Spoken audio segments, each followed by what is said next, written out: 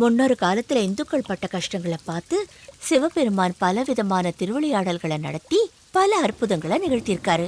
நம்ம மக்களை நல்வழிப்படுத்தி அவங்க வீரர்களாக வாழ பல வழிகளை சொல்லியிருக்காரு. அப்போ ஒரு முறை மேல்லோகத்துல தேவர்களுக்கும் அசுரர்களுக்கும் யுத்தம் வந்துச்சு. 7 அடி உயரத்துல அசுரர்கள் பிரம்மாண்டமா இருப்பாங்க. தேவர்கள் அசுரர்களை எதுவும் பண்ண முடியல. அப்ப தேவர்கள் சிவபெருமான வேண்டாங்க. அப்ப பார்க்கடல்ல கடைஞ்ச நஞ்ச சிவபெருமானே சாப்பிட்டாரு. அப்போ சிவன் இறந்து போயிட்டாரா? இல்ல ராஜா, பரமசிவனை அழிக்கவே முடியாது.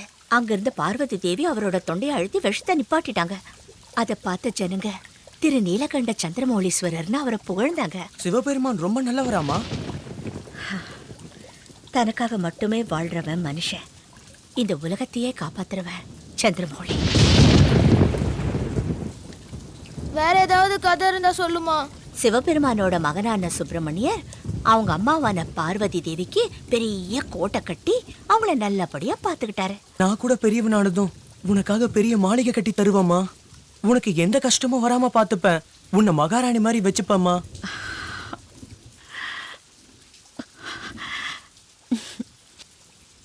நீ கண்டிப்பா பெரிய ஆளா விட.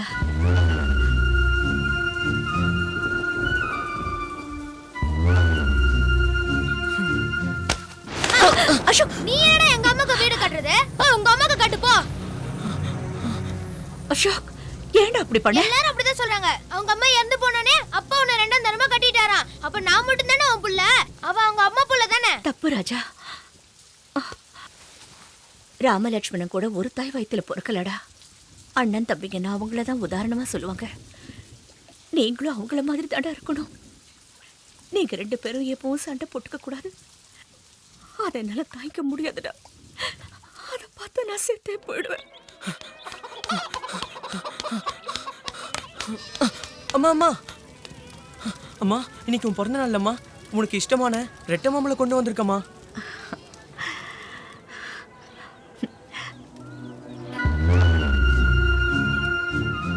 அம்மாவுக்கு எது பிடிக்கும்னு உனக்கு தான் ராஜா தெரியும். பழம் ரொம்ப நல்லா இருக்கு. எங்க இருந்து வாங்கிட்டு வந்த? சண்முகான தோட்டத்துல இருந்து திருடிட்டு வந்திருக்காமா. ஏண்டா திருட்டுத்தனமா பண்ற? இல்லம்மா. போய் சொல்றாமா. பள்ளிக்கூடம் போகாம திருட்டுத்தனம் பண்ணிட்டு வந்திருக்கான். உன் மேல சத்தியம் பண்ண சொல்லு. இப்ப சத்தியம் பண்றா?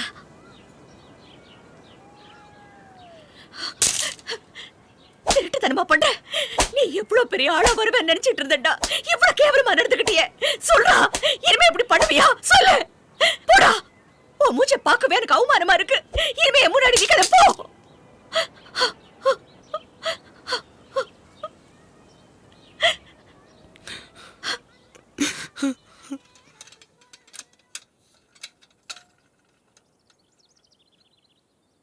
மளிகை கடைக்காரர் ஊறுகாய்க்கு மாங்காய் கேட்டாரு, கொடுத்துட்டியா? கொடுத்துட்டேன்ப்பா.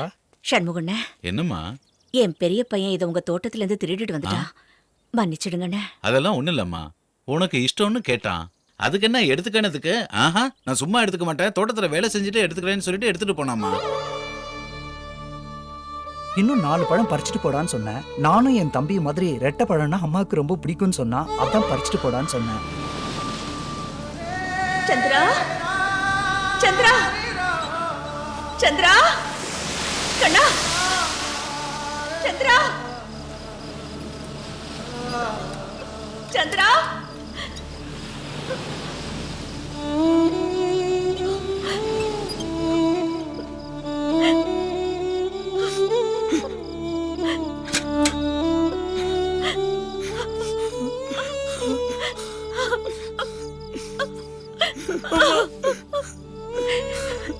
ஏன்டா ராஜா இப்படி செஞ்ச? சத்தியம் பண்ணன்னு சொன்னப்போ பண்ணிருக்கலாம் இல்லையா? உண்மையை தவிர வேற எதுவும் நான் பேச மாட்டேம்மா.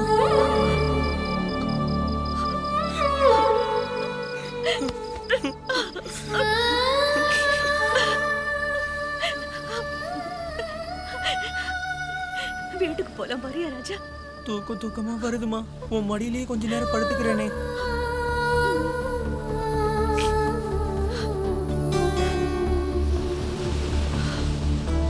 உண்மைகள் எரிந்து உறவுகள் பிரிந்து வாழ்க்கையின் ஓரத்திற்கே அவர்கள் ஓட்டப்பட்டார்கள்.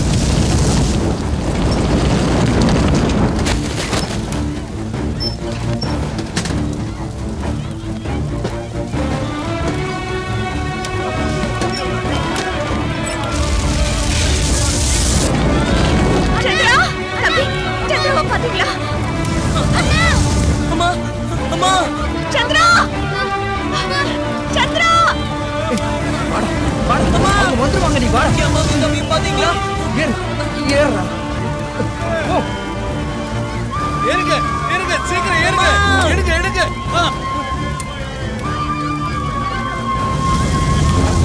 சந்திரா சந்திரா அம்மா அண்ணா இங்க அங்க அங்க உள்ள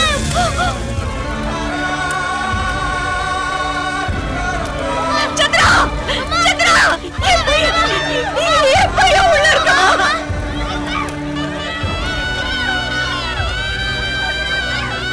அம்மா அம்மா தம்பி சந்திரா அம்மா அம்மா குதிச்சா நீ செத்து போயிடுவா அம்மா பின்னாடி தம்பி அவங்க வந்துருவாங்க சந்திரா ஐயோ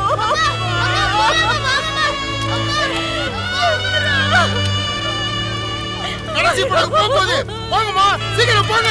போங்கம்மா போங்க எழுந்துங்க.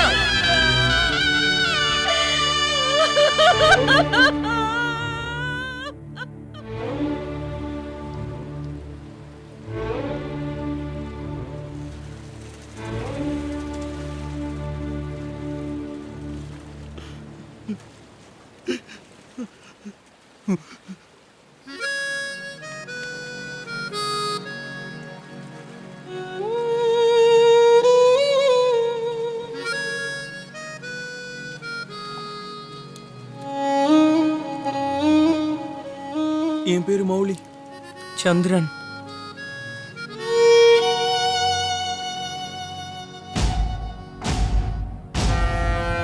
பாண்டியராஜ் சார், இவங்களோட சேர்த்து இது வரைக்கும் குறைஞ்ச கூலிக்கு அதான் நீங்க அடைக்கலம் கொடுத்த அகதிகளுடைய எண்ணிக்கை 3000க்கு மேல இருக்கும். அதான் எங்களை கூட தேங்க்யூ சார். அவனுங்க என்ன வேலை பார்க்கணும்னு சொல்லு. சொல்றேன் சார். இங்க பாருங்க, நீங்க எல்லாரும் இந்த ஊருக்குள்ள அனுமதி இல்லாம நுழைஞ்சிருக்கீங்க. நியாயமா பார்த்தா உங்களை வெளியே துரத்தணும். ஆனா பாண்டியராஜன் உங்க மேல பரிதாபப்படுறாரு. அதனாலதான் நாங்க கண்டுக்காம இருக்கோம். பேசாம இந்த வெத்து பேப்பர்ல கையெழுத்து போட்டுட்டு அவர் போடுறதை சாப்பிட்டுட்டு வாய முடிக்கிட்டு இருங்க.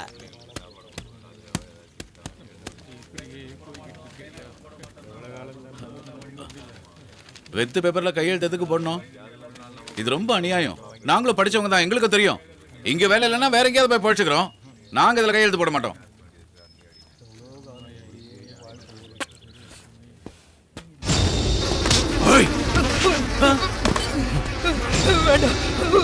செய்யாதீங்க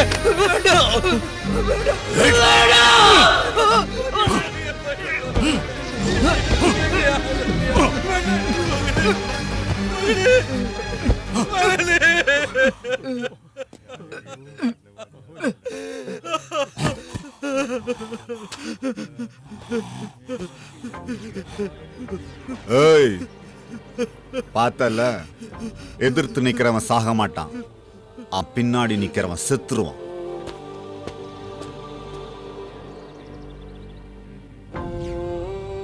கப்பல்ல சரக்கு ஏத்துறது இறக்குறது என்னுடைய தொழில். அது வெளி உலகத்துக்கு. அது இல்லாம நம்பர் 2 பிசினஸ் ஒன்னு இருக்கு. அதுதான் இந்த பாண்டிய தூத்துக்குடிக்கு ராஜாவாக்கி இருக்கு.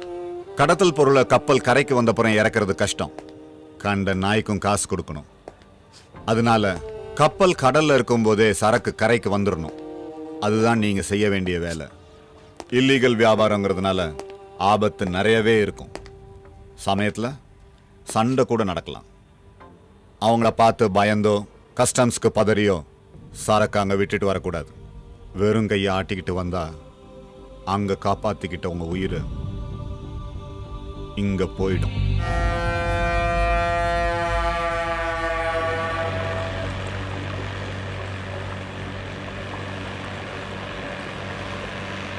இப்ப அவன் உயிரோட இருப்பானா இல்ல செத்துருப்பானா? செத்துருப்பானே.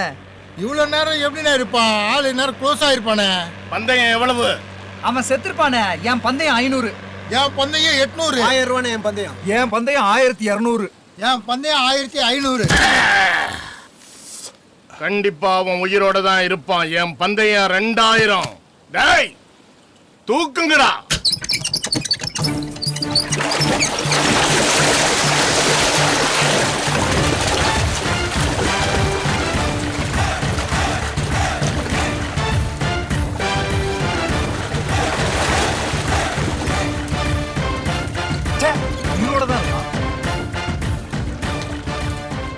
எனக்கு தெரியும்டா அவன் சாக மாட்டான்னு.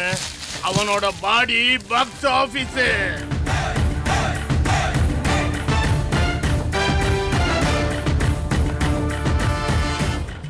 ஷிப்ல இருந்து சரக்கு இறக்கிட்டாங்கன்னு தெரிஞ்சு நாங்க வர்றதுக்குள்ள எங்க கண்ணுல படாம எப்படி போச்சு? நடு சமுத்திரத்துல அதை எங்கடா மறைச்சிங்க?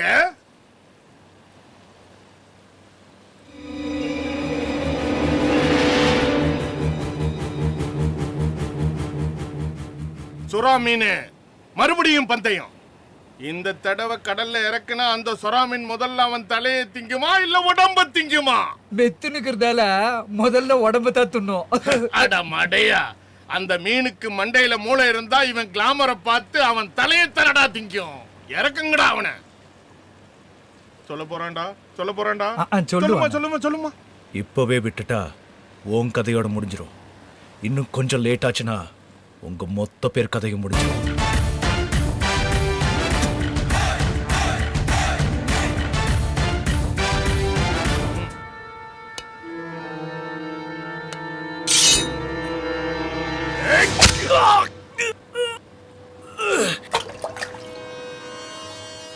ரத்த வாடைய கண்டா சுறாவுக்கு பைத்தியமே பிடிச்சிருண்டா.